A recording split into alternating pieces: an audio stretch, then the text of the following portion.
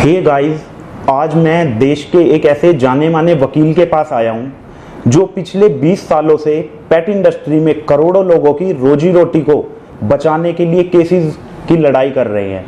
तो आज हैं हमारे साथ सलमान खुर्शीद सर, जो पिछले कई सालों से मेहनत कर रहे हैं केसेस के लिए। सर, आज आपसे हम कुछ क्वेश्चंस पूछेंगे जी पेट इंडस्ट्री से रिलेटेड।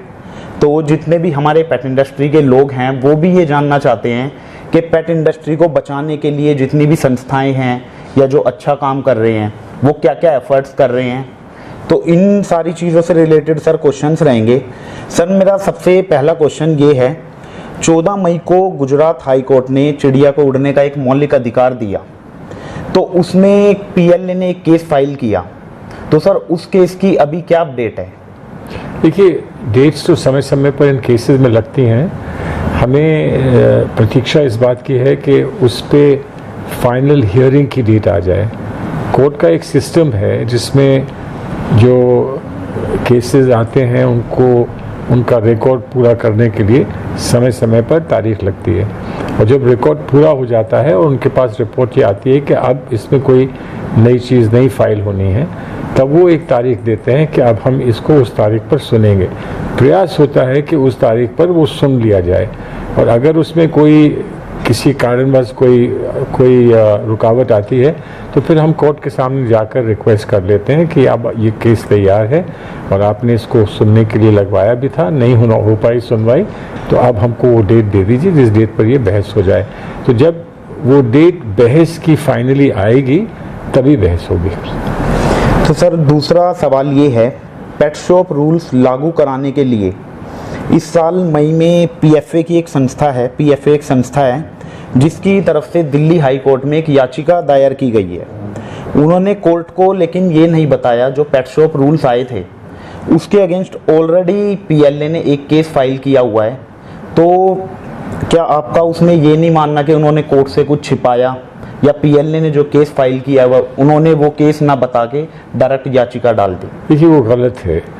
कोर्ट के सामने जब कोई जाता है तो उसको पूरी बात कोर्ट के सामने रखनी चाहिए। उसके बाद ये कोर्ट का फैसला होता है कि हम कोई दूसरा केस लगा है तब भी सुनेंगे, या फिर हम उस केस के साथ ही इसको जोड़ देंगे, या फिर इसको हम सुन लेते हैं, वो केस बाद में आएगा तो उसकी बाद में सुनवाई होगी। अब ये मामले सुप्रीम कोर्ट में भी हैं और यहाँ भी हैं। तो जब सुप्रीम कोर्ट में और हाई कोर्ट में भी केसेस चल रहे हैं तो ये तो बात बड़ी स्पष्ट है कि सुप्रीम कोर्ट का केस पहले सुना जाएगा। हाई कोर्ट यही चाहेगा कि सुप्रीम कोर्ट केस सुन ले, और जो ज्ञान हमको सुप्रीम कोर्ट के केस की सुनवाई में मिलेगा या जो उनके जजमेंट में हमको मिलेगा, उनके निर्णय में मिलेगा, उससे फिर हाई कोर्ट में भी फैसला करने में उनको सुविधा होगी। तो अब ये तो तभी पता लगेगा जब हाई कोर्ट में केस आता है, हम अपनी बात रखते हैं, अपना पक्ष रखते हैं, और हमको ये फिर बताना पड़ेगा कोर्ट को कि ये मामला पहले से लंबित है सुप्रीम कोर्ट में, और आप सुनना चाहते हैं तो सुन लीजिए, हम लोग तैयार हैं। लेकिन हमें ऐसा लगता है कि जो सही उपाय है वो ये है कि सुप्रीम कोर्ट का फैसला हो जाए। कभी कभी ये भी होता है कि सुप्रीम कोर्ट को पता लगता है कि ऐसा ही केस कहीं हाई कोर्ट में भी है, तो सुप्रीम कोर्ट उस केस को हाई कोर्ट से अपने पास बुलवा लेता है। ऐसा भी कभी कभी होता है। तो अगर क्या होता है फाइनली कोर्ट्स क्या तय करेंगे, ये इसमें बहुत सारी संभावनाएं हैं। जब सुनवाई पे आएगा केस तब ये बात स्पष्ट हो जाएगी। तो इसमें ऐसा है कि जो पीएफए ने ये याचिका डाली है, उन्होंने ये उसमें गलत किया है कि उन्होंने कोर्ट को पिछला जो पीएलए ने फाइल किया हुआ वो ना बता के, ये गलत बात है उनकी। देखिए, क्योंकि ये मामला अब कोर्ट के सामने है तो जो भी कहना है हमको कोर्ट के सामने ही कहना चाहिए। उन्होंने गलत किया, सही किया, जो करना चाहिए तो वो नहीं किया, ये सब हम कोर्ट के सामने कहें तो उचित होगा। जब मामला कोर्ट के सामने आ जाता है तो बाहर इन बातों पर, ऐसे विषय जो हैं उन पर चर्चा नहीं की जाती।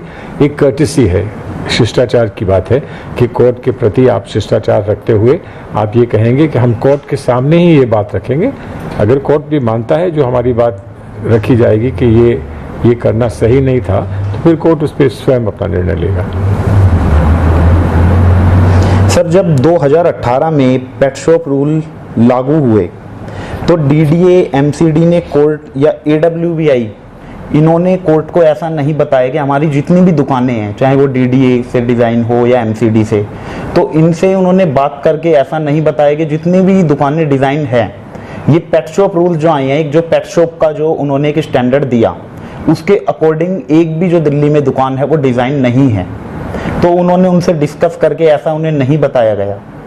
देखिए, ऐसी स्पष्ट बात कोई व्यक्ति कहता नहीं है। जो उसके अपने जो उनकी कार्यशैली है उससे वो अगर नहीं मिलती बात, तो उसको जाकर खुद स्वयं लोग उजागर नहीं करते हैं। लेकिन जो सही कानूनी जो प्रक्रिया है वो ये होती है कि आप जब आएँ कोर्ट के सामने तो आप सच रख दें कि हमको ये कठिनाई है, क्योंकि हम लोग को ऐसा पहले कभी हमको ऐसा आभास पहले कभी नहीं रहा कि हमको ऐसे भी शॉप्स बनाने पड़ेंगे जिसमें आपके नए बनाए हुए जो रूल्स हैं वो लागू किए जा सकें। तो या तो हमें पेट शॉप्स की जो बनाव है उसको बदलना पड़ेगा, या नए पेट शॉप्स हमको बनाने पड़ेंगे ताकि इन रूल्स को हम उनको पूरी तरह से वहाँ लागू कर सकें। वो कोर्ट में चर्चा होगी इस बात की। ऐसा नहीं होगा, ऐसा मुझे पूरा विश्वास है कि ऐसा नहीं होगा कि कोर्ट कहे कि हम नहीं जानते, अगर नहीं है आपके पास पेट शॉप तो आप पेट शॉप बंद कर दीजिए, अगर ये रूल नहीं लागू हो सकते हैं तो आप पेट शॉप बंद कर दीजिए। ऐसा नहीं मुझे लगता है कि कोर्ट तो सर आपको ऐसा नहीं लगता कि जब तक, जैसे आप कह रहे हैं कि पेट शॉप उसके अकॉर्डिंग जो स्टैंडर्ड है डिज़ाइन हो, तो जब तक वो पेट शॉप या जो भी एक जगह दी जाएगी पेट शॉप के लिए, जब तक वो नहीं बनती, तो जो 2017-18 के रूल हैं उनको अभी लोगों के ऊपर लागू ना करके उनको परेशान नहीं किया जाना चाहिए। हम लोग यही कोर्ट से निवेदन करेंगे कि इसका जो भी प्रबंध करने में समय लगता है, चाहे वो हमको लगता है या सरकार को लगता है, जो समय लगता है उसको मान लीजिए 3 महीने 6 महीने जितना भी समय लगता है, उस समय तक आप ये हम पे लागू ना हो, और अगर ये लागू होते भी हैं तो हम पर कोई सज़ा हमको इसके संबंध में ना दी जाए, जिसको कहते हैं कि नो कोर्सिव एक्शन, और उसका भी हम कोर्ट से निवेदन कर सकते हैं। और मुझे पूरा विश्वास है कि ऐसा होगा, क्योंकि कोई कानून जब बनता है तो कोर्ट इस बात पर विशेष ध्यान देता है कि ये कानून ऐसा तो नहीं है कि इसको कोई लागू कर नहीं सकता या इसका कोई पालन कर नहीं सकता। कानून में सबसे पहली बात ये देखी जाती है कि इसमें पालन करने की क्षमता लोगों में है कि नहीं। जो इम्पॉसिबल कानून बनते हैं उनको कोर्ट्स जो है वो खारिज कर देता है, कोर्ट्स उन्हें स्वीकार नहीं करते हैं। तो अब ये जब बात पूरी खुलकर सामने आ जाएगी, जब पूरा मसौदा सामने कोर्ट के आ जाएगा, तब कोर्ट इस पे जो कार्रवाई कर सकता है, मुझे पूरी उम्मीद है वो करेगा। अच्छा सर, इसी बीच एक बात आती है निकल के, जैसे अभी इन रूल्स के लिए फाइट चल रही है कोर्ट में, तो ये भी देखा जाता है कुछ ऐसे एनजीओज होते हैं वो उसके बावजूद भी लोगों को परेशान करते हैं, उनकी पेट शॉप पे जाके उनको डराते हैं, उनको धमकाते हैं। कभी ऐसा होता है कि जो उन्होंने अपने वहाँ पे बर्ड्स रखे हैं या डॉग रखे हैं उनको वो उठा के ले जाते हैं अपने साथ। तो इसमें आप उन लोगों को सही कहेंगे या इसमें आपका क्या कहना है? तो ये कैसे मैं कह सकता हूँ, कोई अगर कानून का उल्लंघन करता है, क्योंकि अभी वो लागू नहीं हुआ है कानून और उस पर अभी वो विचाराधीन है, तो अगर वो लागू नहीं हुआ है और कोई आकर आप पर ज़बरदस्ती वो कानून मान के कि वो कानून है, आप पर वो लागू करने की बात करता है और जो अधिकारी हैं वो उसमें नहीं होते हैं, तो इसकी शिकायत भी कोर्ट से की जा सकती है। इसकी शिकायत पुलिस से भी हो सकती है, इसकी शिकायत कोर्ट से भी हो सकती है। अब क्योंकि ये एक संवेदनशील मामला है, क्योंकि संवेदनशील इसलिए है कि लोगों के अलग अलग विचार हैं इसको लेकर। वो लोग और हम सब जो पेट्स के साथ संबंध रखते हैं और हम ये मानते हैं कि पेट्स के साथ जो दोस्ती है, संबंध है पेट्स के, वो एक बहुत अच्छी मानवता की शिक्षा है, ये हम मानते हैं। और जिस तरह से महिलाओं की देखरेख, बच्चों की देखरेख, कोई कमज़ोर व्यक्ति हो उसकी देखरेख, उसी तरह से पेट्स की देखरेख, उससे एक भावना हमारे किरदार में, हमारे कैरेक्टर में आती है जो बहुत महत्वपूर्ण है। और इसलिए ये सिर्फ ऐसा नहीं है कि आप फजूल खर्ची करते हैं, तो आपने खिलौना खरीद लिया तो वैसे ही आपने एक पेट खरीद लिया, उसको खिलौना मान के आपने अपने पास रखा, ये ऐसा नहीं है। उससे एक बहुत विशेष संबंध पेट से बनता है। बहुत कुछ हम पेट की सेवा में हम सीखते हैं और उसका प्रभाव हमारे चरित्र पर, हमारी कैरेक्टर पे होता है। तो इसलिए एक महत्वपूर्ण विषय है, हमारी जीवनी का एक महत्वपूर्ण विषय है, और इस महत्वपूर्ण विषय के लिए हम इस प्रयास को और इस लड़ाई को कोर्ट में लड़ते हैं। लेकिन बहुत सारे लोग ऐसे हैं जो इसको नहीं मानते। लोगों के अलग अलग विचार होते हैं। हमारे देश में बहुत सारी चीज़ें ऐसी हैं जिस पे अलग अलग विचार हैं। एक आदमी कम्युनिस्ट है, वो मानता है कि आपको संपत्ति रखने का कोई अधिकार नहीं है। दूसरा आदमी मार्केट फोर्सेस में विश्वास रखता है, वो ये कहता है कि हम मार्केट में जाकर अपनी मेहनत से, अपनी कमाई से, अपने टैलेंट से हम अगर संपत्ति बनाते हैं तो हमें उसको रखने का हक है। लेकिन इसका बीच का कोई रास्ता निकाला जाता है, और बीच का रास्ता ये होता है कि जो ज़्यादा कमाई करता है उसको टैक्स देकर, जो कमाई कम कर पाता है उसको उस टैक्स से सुविधा देकर उसको भी बराबर का सम्मान मिल सके समाज में। तो इस तरह से अलग अलग लोगों के विचार होते हैं, लोगों के अलग अलग विश्वास होते हैं। तो हमारा विश्वास ये है कि पेट्स एक बड़ा महत्वपूर्ण विषय है हमारी जीवनी का, और इसलिए उसको हमको पूर्ण रूप से उसको कोर्ट्स को स्वीकार कराना है, समाज को स्वीकार कराना है। और अगर कोई इसको नहीं समझता है तब उसको एजुकेट करना होगा, हमें उनको शिक्षा देनी होगी कि ये एक बड़ा महत्वपूर्ण विषय है। जैसे हम समाज कल्याण की शिक्षा देते हैं और प्रयास करते हैं और उसका मार्गदर्शन करते हैं, उसी तरह से पेट वेलफेयर यानी कि पेट के कल्याण का और पेट से हमारे जो संबंध है उसकी शिक्षा हम देते हैं। तो सर इसमें बात ये आती है, जो एनजीओज हैं जिन लोगों को जो परेशान करते हैं, तो कानून का उल्लंघन तो ये कर रहे हैं।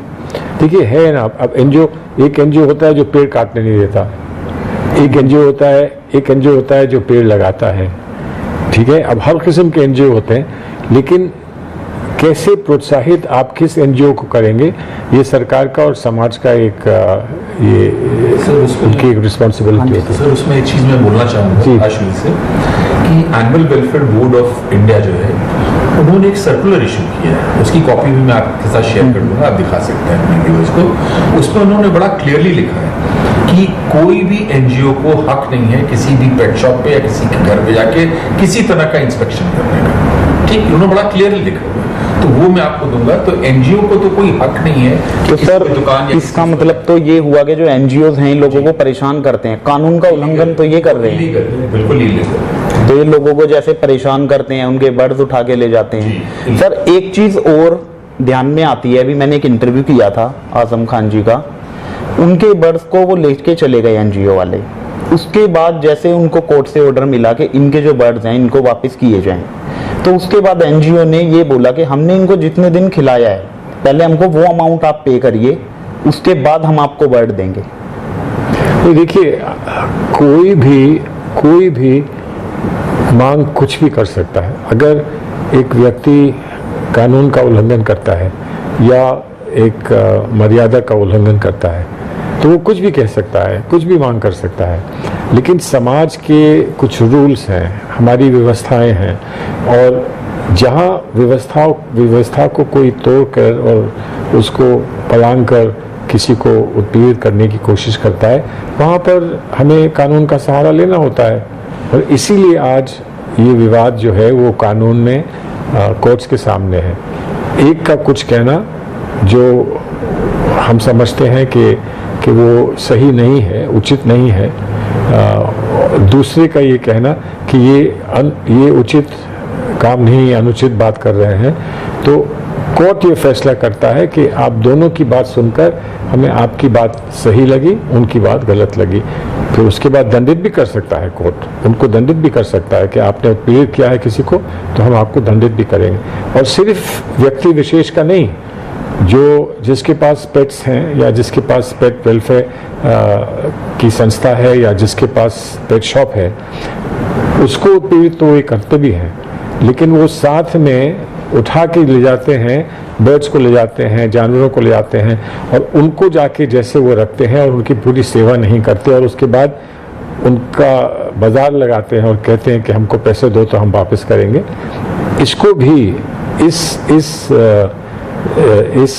उनके इस बिहेवियर को पर भी अंकुश लगाने की आवश्यकता है, और ये भी कोर्ट के सामने हम लोग सशक्त रूप से कहेंगे। सर एक बात आती है निकल के, जैसे किसी पेट शॉप पे किसी ने बर्ड्स रखे हैं अपने, एनजीओ उसको उठा के ले गया, तो उनका ये कहना होता है कि बर्ड्स को आज़ादी है उड़ने की, तो वो अपने अगर एनजीओ में भी बर्ड्स को रखते हैं तो रखते तो वो भी वहाँ पे केज में है, तो वो कानून का उल्लंघन वो भी कर रहे हैं इसका मतलब? नहीं, अब देखिए वो बदलते रहते हैं अपनी बात, किस बात से कब वो अपना बचाव करेंगे ये आप पहले से नहीं कह सकते हैं। वो हमेशा अपनी बात को बदलते हैं। जो व्यक्ति ये कहता है कि आप बर्ड को बंद पिंजरे में नहीं रख सकते, उसका इतना ही अधिकार हो सकता है कि वो कानून का सहारा लेकर, जैसे वो गुजरात हाई कोर्ट का फैसला था जिसको हमने चुनौती दी है, तो वो कानून का सहारा लेकर ये कहे कि इनको हम खोल देते हैं, इनको हम उड़ने देते हैं, यही कह सकता है और नहीं। लेकिन उसका जवाब ये होगा कि ये बहुत सारी बर्ड्स ऐसी हैं जिनका जो पैदा ही जिन्होंने जन्म लिया है तो वो केजेस में लिया है, 1 पीढ़ी 2 पीढ़ी 3 पीढ़ी से वो केजेस में ही रहे हैं, और वो हमारे यहाँ के, हमारे भारतवर्ष के नहीं है, वो दुनिया में कहीं और की वो चिड़िया है। तो यहाँ उनको छोड़ने से 5-10 मिनट में, 15 मिनट में, 20 मिनट में कौवे चील उनको मार सकते हैं। और जब उनको बाहर एक खुली जगह में रहने का अनुभव नहीं है, और किस तरह से वो नेचर में, वो किस तरह से प्रकृति में अपना बचाव कर सकते हैं, कैसे वो अपने लिए खाने का इंतज़ाम कर सकते हैं, जिसको ये अनुभव नहीं है वो नहीं जी पाएगा। ये सब जानते हैं, वो नहीं जी पाएगा। ऐसा नहीं होना चाहिए कि बर्ड्स को कहीं केज में नहीं रखना चाहिए, ये मैं नहीं समझता हूँ कि सही है, लेकिन उन केजेस में और ऐसे केजेस में रखना चाहिए जहाँ उनको कुछ उड़ने की और खेलने की आज़ादी मिले। हम लोग सब चाहते हैं, जो पेट लवर्स हैं वो कभी कष्ट नहीं देते हैं पेट्स को। उनको कष्ट देने का मतलब वो अपने आप को कष्ट दे रहे हैं। और पेट लवर्स तो ऐसे होते हैं जो ये कहें कि मैं खाना नहीं खाऊंगा आज क्योंकि मेरी चिड़िया जो है वो भूखी ना रहे। पेट लवर्स वो लोग होते हैं।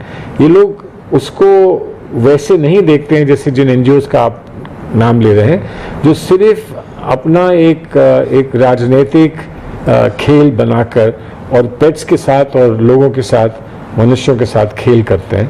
हम उसका ना समर्थन कर सकते हैं, ना उसको हम स्वीकार कर सकते हैं।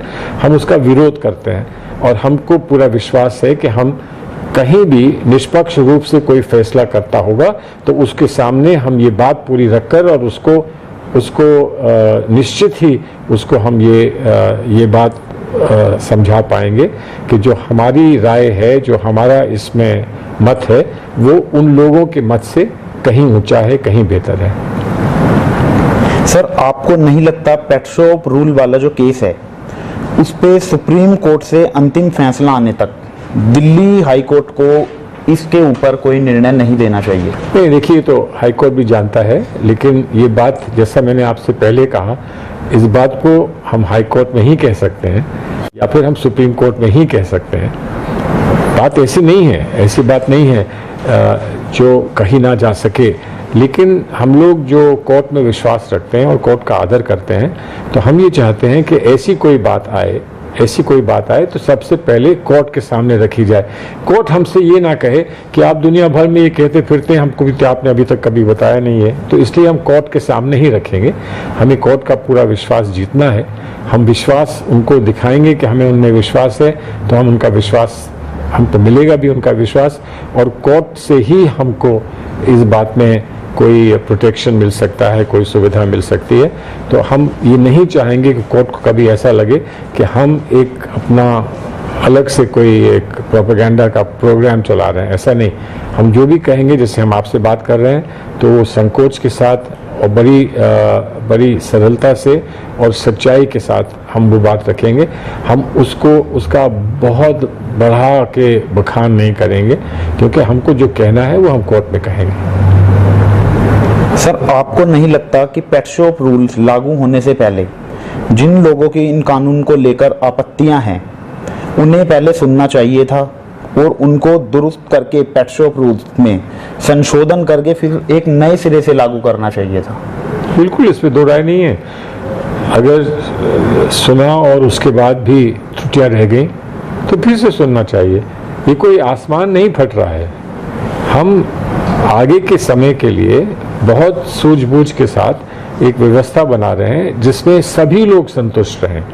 पेट शॉप वाले भी संतुष्ट रहें, जिन लोगों को कोई कुंठा है कि आप पेट्स के साथ सही व्यवहार नहीं करते हैं, वो भी संतुष्ट रहें। उन्हें भी मालूम होना चाहिए कि ऐसा नहीं कि उनकी बात को अनदेखी कर दिया गया।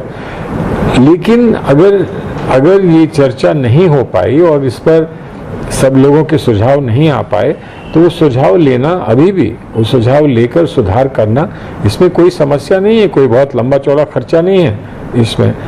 अगर गलत रूल्स लागू हो जाएंगे तो उसका ज़्यादा खर्चा होगा, उससे ज़्यादा लोगों को कष्ट पहुंचेगा और उसमें ज़्यादा लिटिगेशन होगी, बार बार जगह जगह कोर्ट में जाना पड़ेगा। और उसका सुधार अभी कर लें, सब लोगों के सुझाव लेकर और सब लोगों के समर्थन से उसका अभी से सुधार कर लें तो सब लोगों के लिए ये अच्छा होगा। व्यवस्था एक अच्छी बनेगी और सब लोग फिर उस व्यवस्था को और सुदृढ़ और मजबूत करने का प्रयास करेंगे। तो आपको सहयोग मिल जाएगा, जिसको कहते हैं स्टेक होल्डर्स का सहयोग। जो लोग इससे जुड़े हैं वो लोग सब इसमें आपका सहयोग करेंगे। इसमें कोई अना का या ईगो का मामला लोगों के बीच में नहीं होना चाहिए।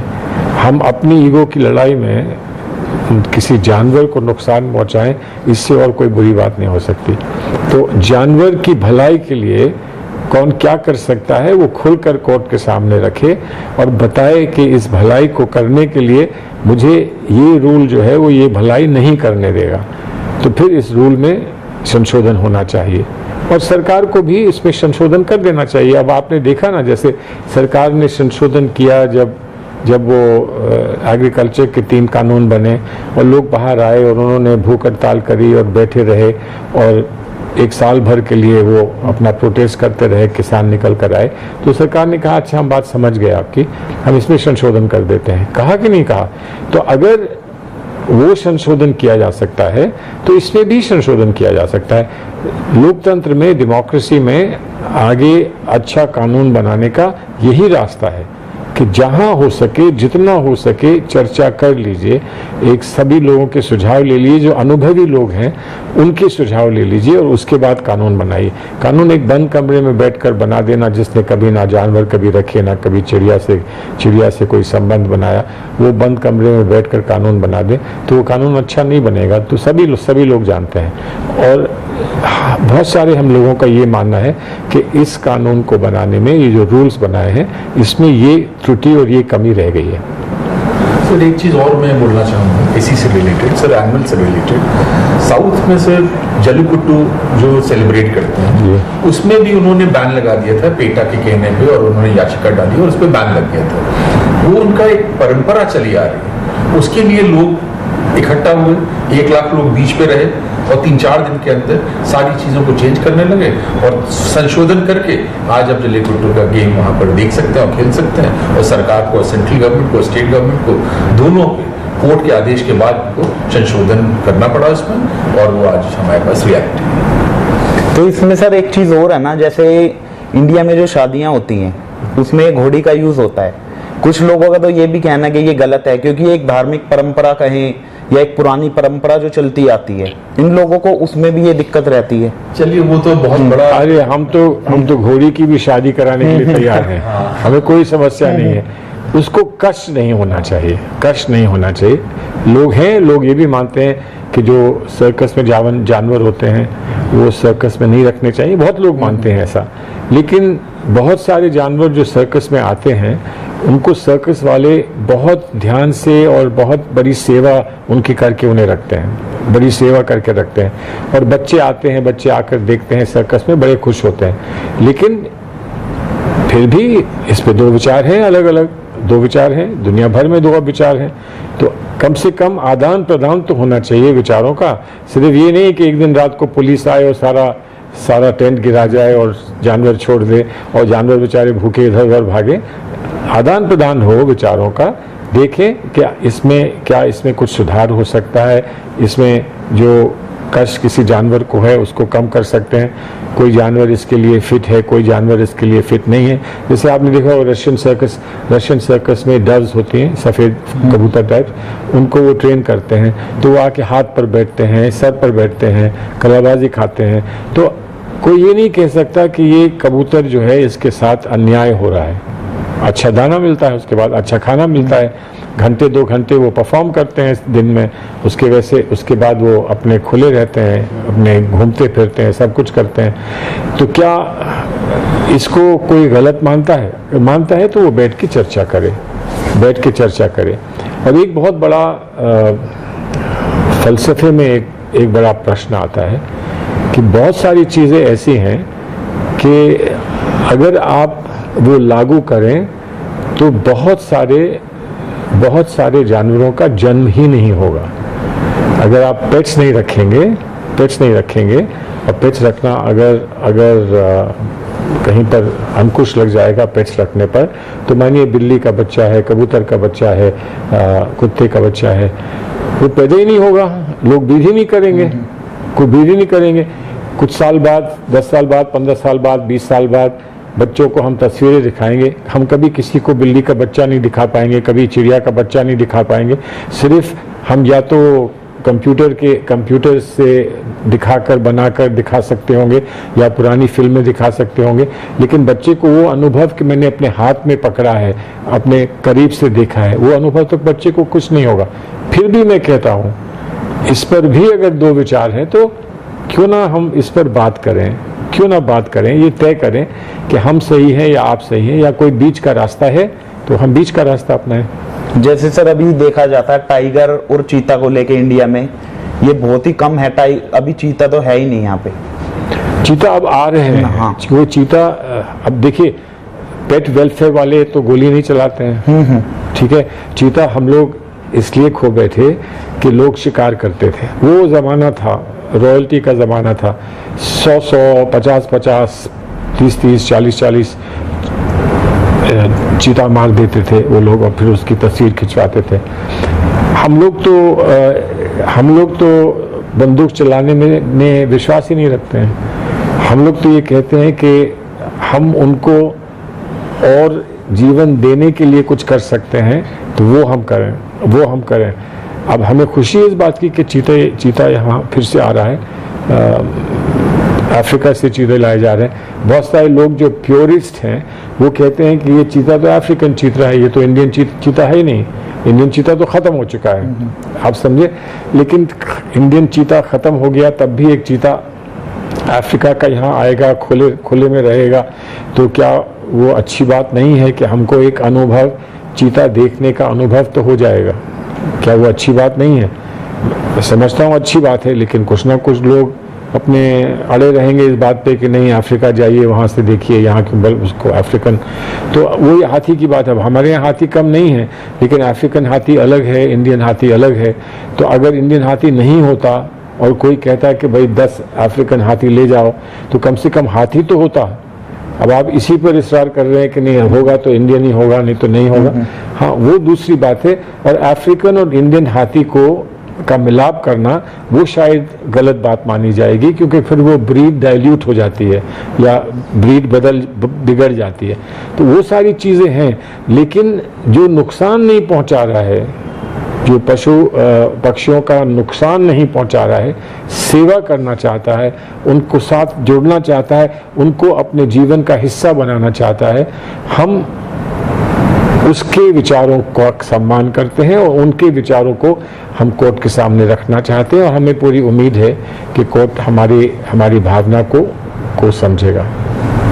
सर, अब मेरा एक आखिरी सवाल आपसे ये है, जितने भी अभी ये कानून बने हुए हैं, कुछ ऐसी संस्थाएं हैं जो पेट इंडस्ट्री को बचाने के लिए बातें करती हैं, उनका ये मानना है कि हम जो रूल्स हैं ये मिनिस्ट्री में या किसी मिनिस्टर से मीटिंग करके चेंज करवा सकते हैं। क्या ऐसा संभव है?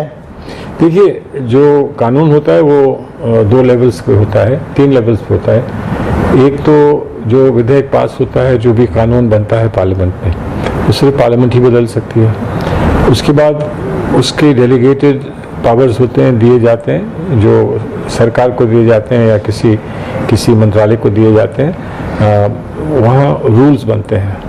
वो रूल्स उसी लेवल पे बदले जा सकते हैं। वो रूल्स सिर्फ बनाने के बाद उनको 3 महीने के अंदर या जो भी समय सीमा होती है उसमें पार्लियामेंट में जाके रख देना पड़ता है। पार्लियामेंट उसमें कुछ नहीं करता है, सिर्फ उनको रख देना पड़ता है। और तीसरा, जो भी रूल्स और जो भी एक्ट है उसके तहत जो ऑर्डर्स, जिन्हें गवर्नमेंट ऑर्डर्स कहते हैं, वो पास किए जाते हैं। तो गवर्नमेंट ऑर्डर्स तो गवर्नमेंट चेंज कर सकती है, जो रेगुलेशंस हैं या रूल्स हैं वो गवर्नमेंट बदल सकती है, लेकिन बदलने के बाद पार्लियामेंट में उसको रखना होता है, तो वो खुद बदल सकते हैं। और फिर अगर जो मेन एक्ट है उसको सिर्फ पार्लियामेंट बदल सकता है। लेकिन जहाँ भी कुछ होना है वहाँ ये बात तो समझ में आती है कि वो सिर्फ मिनिस्टर ही करेगा, मिनिस्टर के हस्ताक्षर से ही होगा। और अगर मिनिस्टर से जाकर कोई बात करता है, समझाता है, तो मिनिस्टर कर सकता है। लेकिन एक दफ़ा जब लागू हो जाता है तब मिनिस्टर को करना भी थोड़ा सा डिफ़िकल्ट होता है कि एक आदमी कहता है कि आप उसके प्रेशर में आ गए, एक आदमी कहता है आप उसके प्रेशर में आ गए। बेस्ट बात यह है, सबसे अच्छी बात यह है कि मिनिस्टर को या मंत्रालय को ये कहना चाहिए कि हम को बहुत सारे लोगों के वो आए हैं, लोगों के मत आए हैं और हमें ऐसा लगता है कि इस पर पुनर्विचार करना चाहिए, तो हम इस पर पुनर्विचार कर लेते हैं। अभी पूर्ण रूप से लागू नहीं हो पाया है और शायद इसलिए नहीं हो पाया है कि उसको लागू करना आसान नहीं है, लेकिन क्योंकि लोगों के मत आए हैं इसलिए हम इस पर पुनर्विचार कर लेते हैं, ताकि जो भी हम करें और जिनका भी जो प्रारूप हो, अंतिम प्रारूप हो, वो ज़्यादा से ज़्यादा लोग स्वीकार करें और ज़्यादा से ज़्यादा लोगों का समर्थन मिले। क्योंकि जिस चीज़ को समर्थन मिलेगा उसको लागू करना आसान होगा और जिसको लागू करना आसान होगा वो सफल रहेगा, जिसको लागू करना कठिन होगा वो सफल नहीं होगा। समर्थन नहीं होगा तो लोग मानेंगे नहीं, आसानी से मानेंगे नहीं, तो कोई ना कोई समस्या आती रहेगी। तो जो लोग बात कर सकते हैं, समझा सकते हैं, वो समझाएं, तो उसमें किसी को कोई कष्ट नहीं हो सकता, किसी को कोई आपत्ति नहीं हो सकती।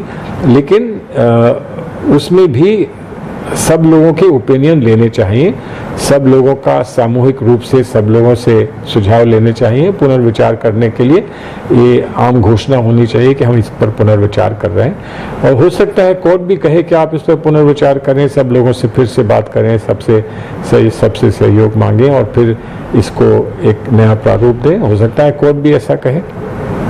सर, मैं एक लास्ट क्वेश्चन पे अपनी बात ख़त्म करूँगा। कुछ लोग ये भी बोलते हैं कि हमको इनवाइट किया गया है इन कानून में संशोधन के लिए, कि हमको इनवाइट किया है स्टेक होल्डर कि आप इन कानून जो भी ये हैं इनमें जो चेंजेस कराने हैं आप हमें बताएं।